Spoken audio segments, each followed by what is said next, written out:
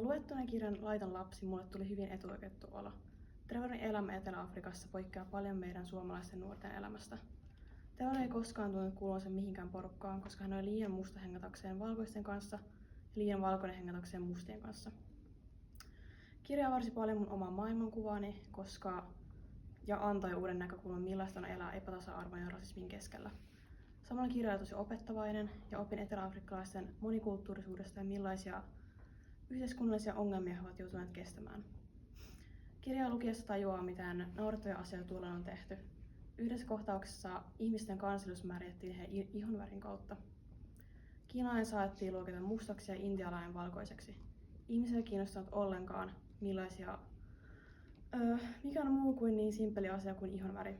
Rotuerottelu olikin yleistä Trevorin asuinalueella ja Trevor saattoi joutua poliisin kohteeksi ilman mitään järkevää syytä.